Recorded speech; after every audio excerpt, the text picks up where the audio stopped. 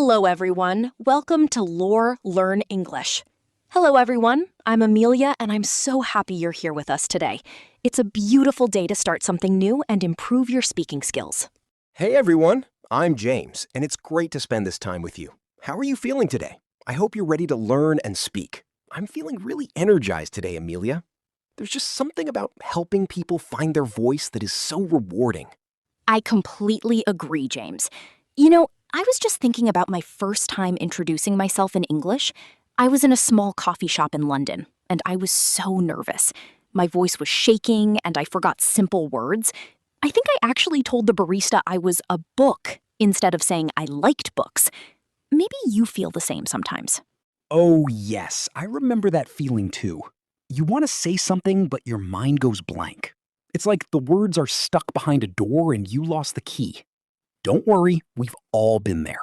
It's a natural part of the journey. Today, we're going to help you find that key. We want you to feel confident when you talk about yourself in English. This is something you use every day, at school, at work, or when meeting new people. It's the foundation of every friendship. Exactly. Today's topic is how to introduce yourself confidently in English with real-life speaking practice for beginners. We're going to break it down so it feels easy and natural. By the end of this episode, you'll be able to introduce yourself clearly, speak with confidence, and use simple sentences that sound natural. You won't have to worry about your mind going blank anymore.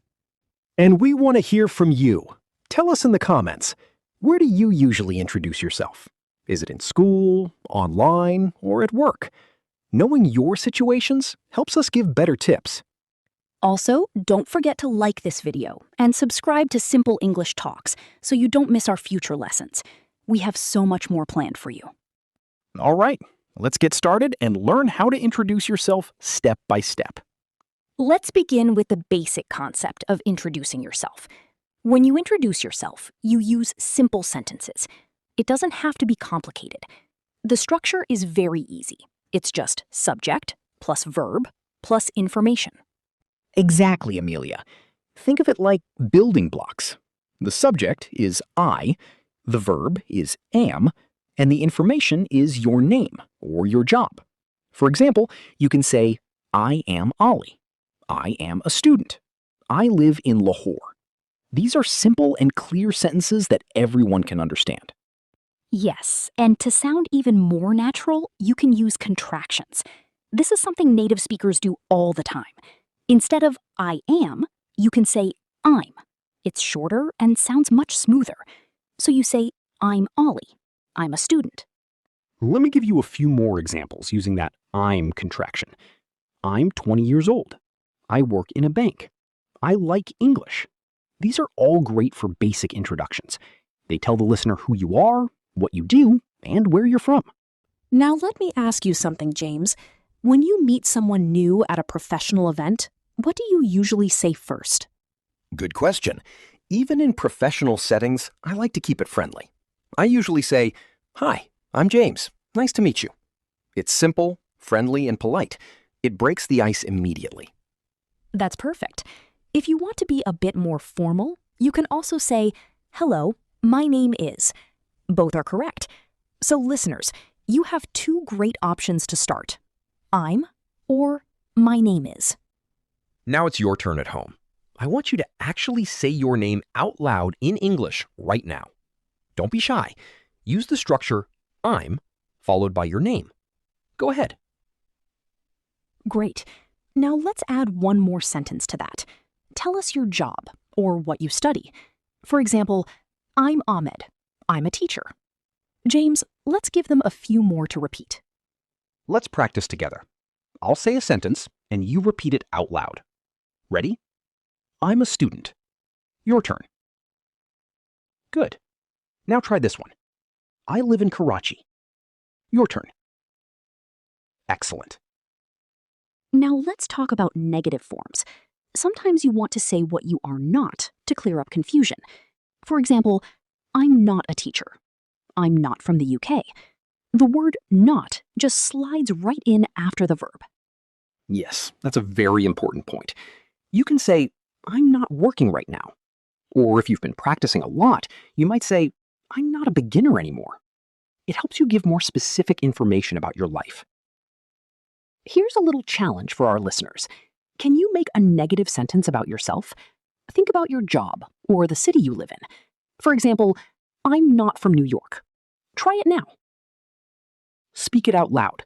Practice is truly the key to confidence. The more your mouth gets used to moving with these English sounds, the better you become. Every time you speak, you're getting stronger. Remember, keep your sentences short and clear. You don't need to use big, difficult words.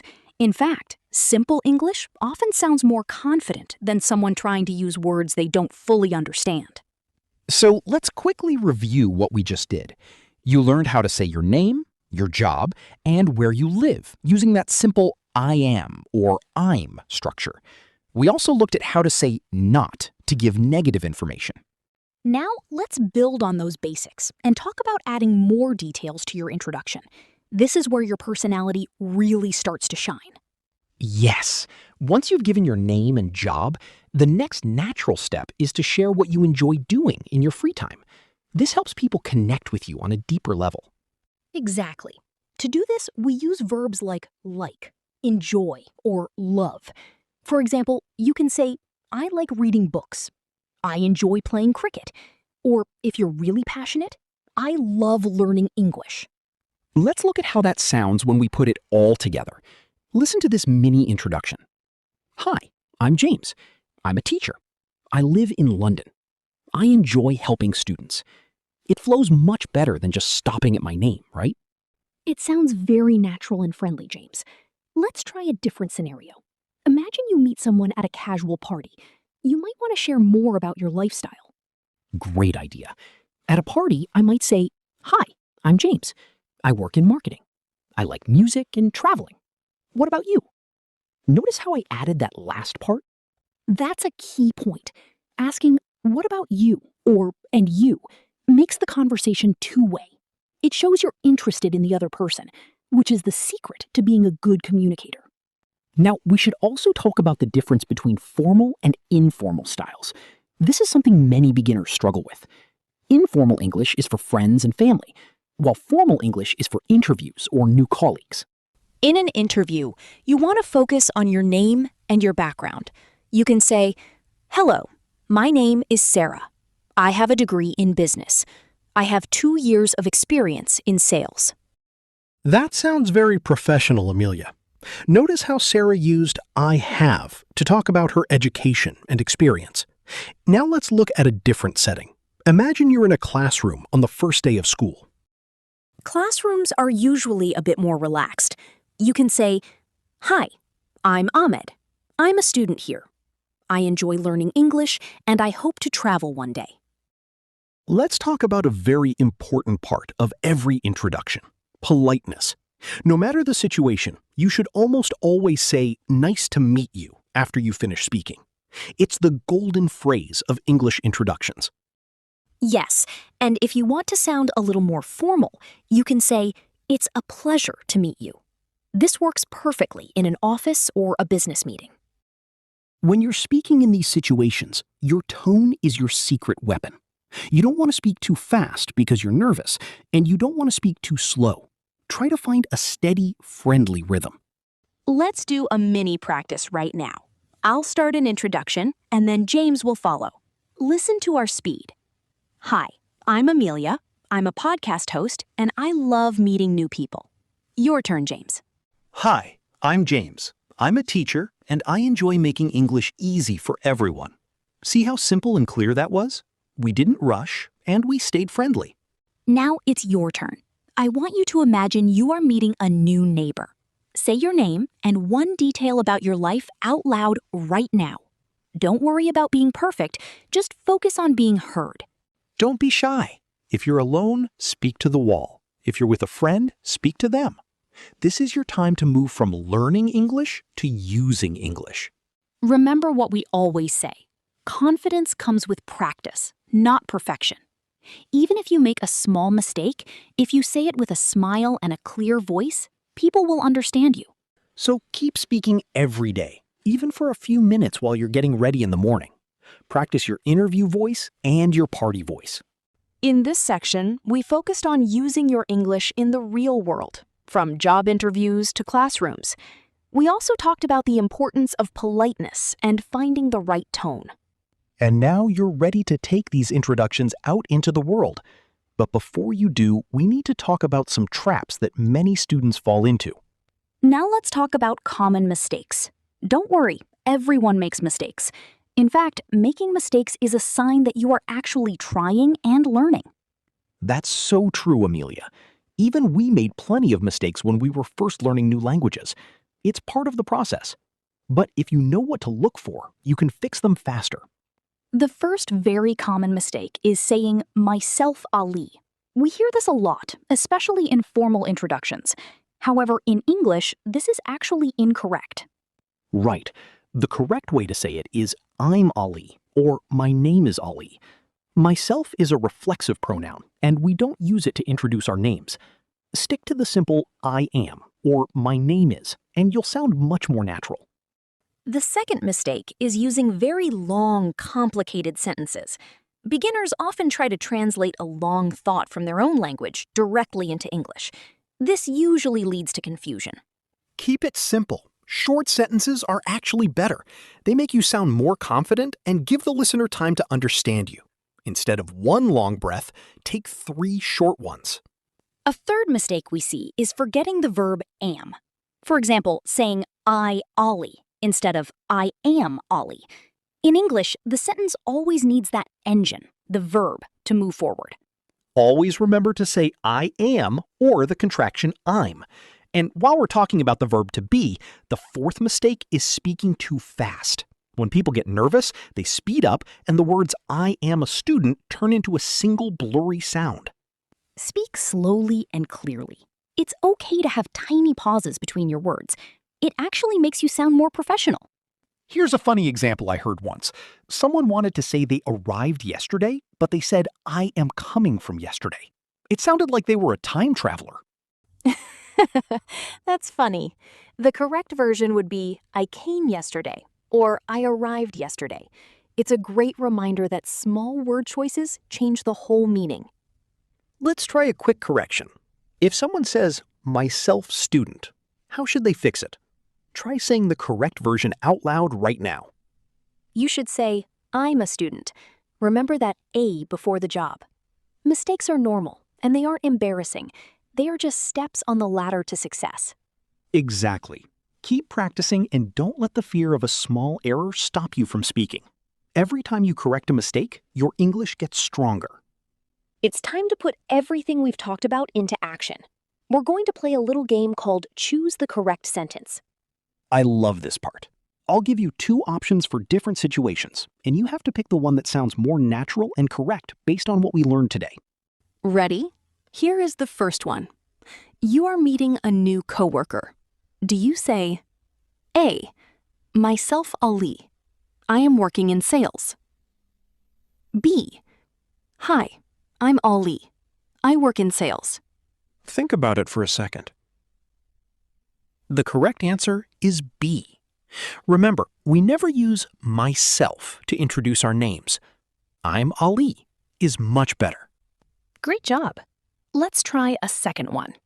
You want to talk about your studies. Do you say, A, I am student. B, I'm a student. The answer is B. In English, we need that little word before our job or role. I'm a student or I'm a teacher. It's a small detail, but it makes a huge difference. Third one. You are telling someone where you live. Do you say, A, I live in USA. B, I live in USA. The correct one is A. We need the simple verb live. If you say living, the sentence feels unfinished. Say it out loud with us. I live in USA. Now for a bit of a challenge. You want to be formal in a job interview. Do you say, A, hey, I'm Sarah. What's up? B, hello, my name is Sarah. It's a pleasure to meet you. Definitely B. While A is fine for a party, B shows respect and professionalism in an interview. Tone and formality levels really change how people see you. You all are doing great. Now, I want to challenge you even more. Try making your own sentence right now. Combine your name, your job, and one thing you like. Speak it out loud to the room. Don't worry about being perfect. Real conversation is about sharing information, not about having 100% perfect grammar every single time. Exactly. If you can say, I'm name, I'm a job, and I like hobby, you have already mastered the most important part of meeting new people. We'd love to read your practice sentences. Write them in the comments below, and we might even give you some feedback. What an incredible session. I'm so proud of everyone who stayed with us until the end. Today, we really covered a lot of ground to help you find your voice in English. We certainly did. It's amazing how much progress you can make by just focusing on a few simple structures. To wrap things up, let's look back at the 3 main concepts we covered today. First, we mastered the basic subject plus verb formula, using I am or I'm to share your name and job. Second, we learned how to add flavor to your introduction by sharing hobbies and using what about you to keep the conversation moving. And third, we looked at how to adapt your introduction for real-life situations, like job interviews or classrooms, while avoiding those common myself Ali traps. Knowing these differences is what makes you sound truly confident. Remember, the goal isn't to be perfect. The goal is to be understood. Every time you open your mouth to practice, you are one step closer to fluency. You're doing great, so keep that momentum going. Before we go, we have one final question for you to think about. What is the most difficult part for you when meeting someone new in English? Is it the grammar, the pronunciation, or just feeling nervous? Let us know in the comments. If you found this lesson helpful, please give this video a like and share it with a friend who is also learning English. And of course, hit that subscribe button for simple English talks so you never miss a lesson. Thank you so much for learning with us today. It's been a pleasure to spend this time with you. Keep practicing, keep smiling, and we will see you next time. Bye-bye, everyone. Happy practicing. See you next time.